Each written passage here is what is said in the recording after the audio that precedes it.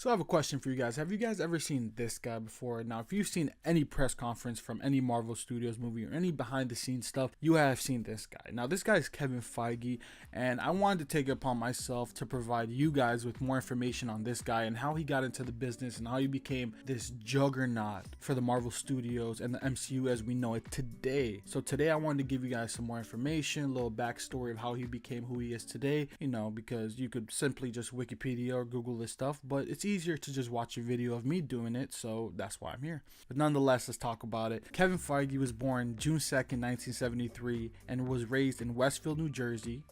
Well, that's not really important. Well, kind of, not really. Anyways, he went to Westfield High School and he graduated from that, and it wasn't until, college where he really took off his career. Well, not really took off, but where he started his career. And he applied for USC actually 5 times, and it wasn't until the 6th application that he actually got into the school.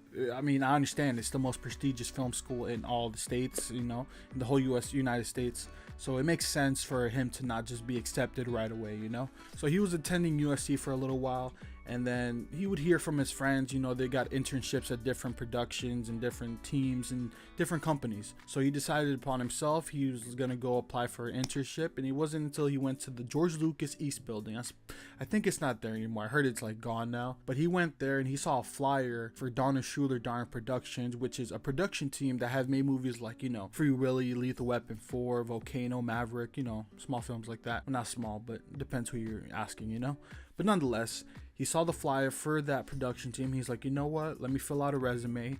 Let me put it in, you never know what could happen. And he actually ended up getting the job, and it was actually his first and last resume to ever fill out. I wish we could all say that. I think we all wish we could say that. That's not how life works for all of us. But nonetheless, he started doing internship type things, walking dogs, getting people their lunches, sending faxes, emails, all that stuff, whatever he could do to get people to like him and to get known around the production team. He wanted to do it because he knew that he wanted to get into films, and kind of just worked out for him. So it wasn't until after he graduated that he was actually offered the position of Lauren Schuler's assistant, because her old assistant apparently, got a better job and she was promoted to being a producer for a certain movie. So working as Lauren Schuler's assistant, he would, write notes about certain films. And it wasn't until, this small movie was coming out, the first X-Men movie, pretty small movie, nothing significant. And he decided to take the initiative and write, notes about the film and how he could make it better and how they could, improve the film. And that was when he got the attention of Avi Arad. And if you don't know who Avi Arad is, I really hope I'm saying his name right. Anyways, Avi Arad is the chief creative office, the CCO or chief creative officer of Marvel Entertainment, and actually the CEO and founder of Marvel Studios that we know today.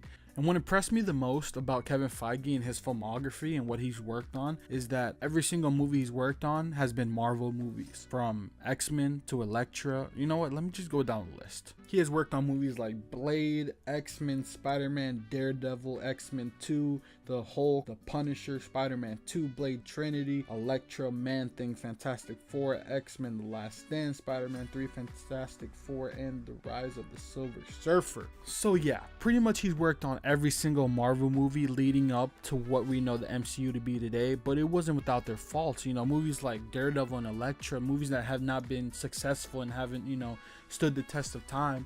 This has all taught him to say, okay, this is what worked and this is what didn't work.